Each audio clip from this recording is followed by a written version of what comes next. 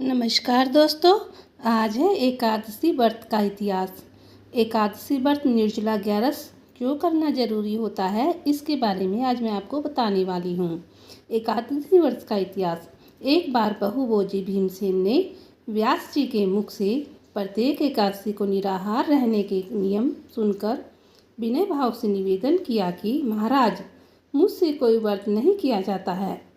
दिन भर बड़ी तीव्र शुद्धता बनी ही रहती है, अतः आप कोई ऐसा उपाय बतला दीजिए जिसके प्रभाव से स्वस्थ सद्दित हो जाए।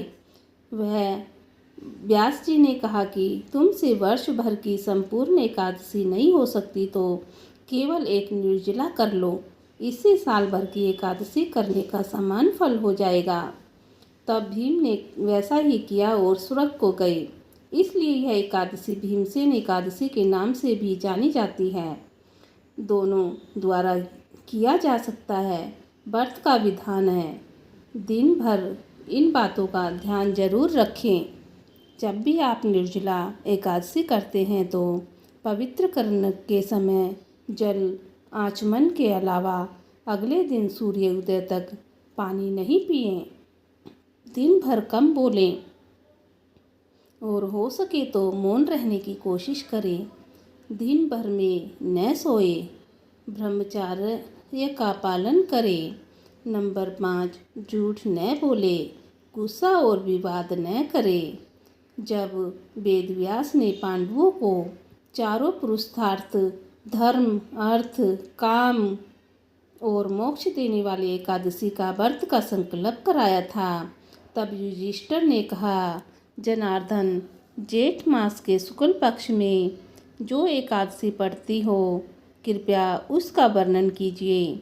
भगवान श्री कृष्ण ने कहा, हे राजन, इसका वर्णन परम परमात्मा व्यास जी करेंगे, क्योंकि ये पूर्ण शास्त्रों से तत्वज्ञ और वेद वेदांगों के प्राग्रंथ विद्वान हैं।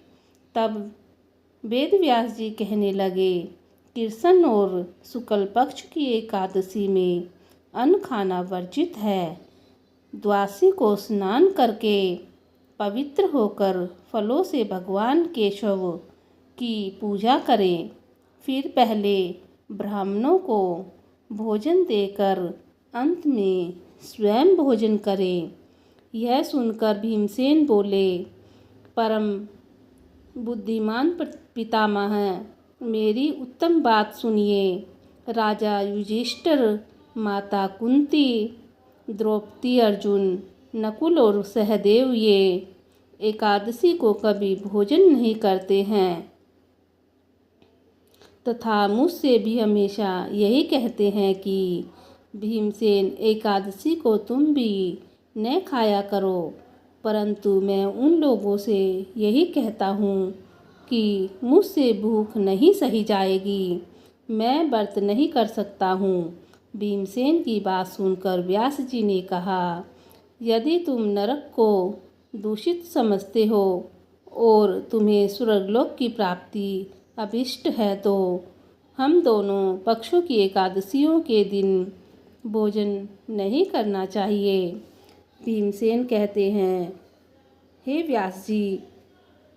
भीमसेन बोले, महाबुद्धिमान पितामह, मैं आपके सामने सच कहता हूँ कि मुझसे एक बार भोजन करके भी व्रत नहीं किया जा सकता है, तो फिर उपवास करके मैं कैसे रह सकूँगा। मेरे उदर में व्रक नामक अग्नि सदा प्रज्वलित रहती है, अतः जब मैं बहुत अधिक खाता हूँ तभी यह शांत होती है।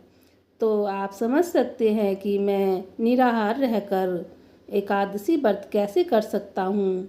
इसलिए महामुनि, मैं पूरे वर्ष में केवल एक ही उपवास कर सकता हूँ, जिससे स्वर्ग की प्राप्ति सुलभ हो तथा जिसके करने से मैं कल्याण का भागी हो सकूँ। ऐसा कोई एक व्रत निश्चय करके बताइए, मैं उसका यथोचित रूप से पालन करूँगा। तब व्यास जी कहने लगे, तो भीमसेन जी सुनो। मिथुन राशि पर शुक्ल पक्ष में जो एकादशी हो, उसका यत्न पूर्वक निर्जल व्रत करो। केवल कुल्हा या आचमन करने के लिए भूख में जल डाल सकते हो। उसको छोड़कर किसी प्रकार का जल विधान पुरुष मुख में न डालें, अन्यथा व्रत भंग हो जाता है। एकादशी को सूर्योदय से लेकर दूसरे दिन के सूर्योदय तक मनुष्य जल का त्याग करे तो यह व्रत पूर्ण होता है। इसके बाद द्वादशी को प्रातःकाल में स्नान करके ब्राह्मणों को विधिपूर्वक जल और सुवर्ण का दान करें। इस प्रकार सब कार्य पूरा करके जितेंद्रिय पुरुष ब्राह्मणों के साथ भोजन करे।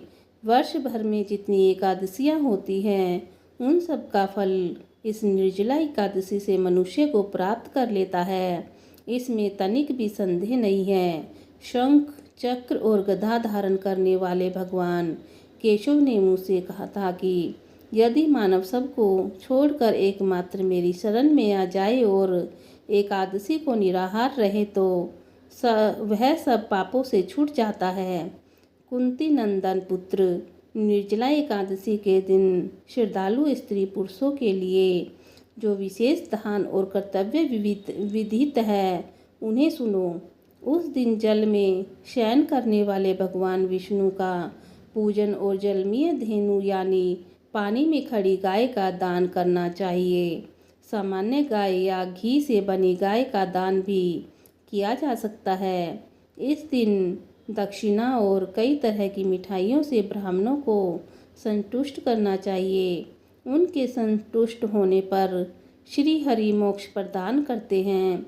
जिन्होंने श्री हरि की पूजा और रात्रि में जागरण करे हुए इस निर्जला एकादशी का व्रत किया है उन्होंने अपने साथ ही बीती हुई 100 पीढ़ियों को आने वाले 100 पीढ़ियों को भगवान वासुदेव ने परम धाम में पहुंचा दिया है। निर्जला एकादशी के दिन अन्न, वस्त्र, गोजल, शैया, सुंदर आसन, कमंडल तथा छाता दान करने चाहिए। जो श्रेष्ठ तथा सुपात्र ब्राह्मण को जूता दान करता है वह सोने के विमान पर बैठकर स्वर्गलोक में प्रतिष्ठित होता है। जो इस एकादशी की महिमा को विधिपूर्वक सुनता और उसका वर्णन करता है वह स्वर्गलोक में जाता है। चतुर्थी अमावस्या को सूर्य ग्रहण के समय श्राद्ध करके मनुष्य जिस फल को प्राप्त करता है वही फल इस कथा को सुनने से भी मिलता है। भीमसेन श्रेष्ठ मास में शुक्ल पक्ष की जो शुभ एकादशी होती है उसका निर्जला व्रत करना चाहिए। उस दिन श्रेष्ठ ब्राह्मणों को शक्कर के साथ जल के घड़े दान करने चाहिए। ऐसा करने से मनुष्य भगवान विष्णु के समीप पहुंचकर आनंद का अनुभव करता है। उसके बाद द्वादशी को ब्राह्मण भोजन कराने के बाद स्वयं भोजन करे। जो इस प्रकार पूर्ण रूप से पाप नाशनी एकादशी का व्रत करता है वह सब पापों से मुक्त हो जाता है और आनंदमय पद को प्राप्त होता है। यह सुनकर भीमसेन ने भी इस शुभ एकादशी का व्रत आरंभ कर दिया। तो यह कहानी आपको कैसी लगी तो आप भी निर्जला एकादशी का व्रत जरूर करें जो आपके बहुत ही काम आने वाली है और सारी एकादशी का फल आपको मिलने वाला है। तो आपको वीडियो थोड़ा भी पसंद आया हो तो लाइक और शेयर ज़रूर कीजिएगा।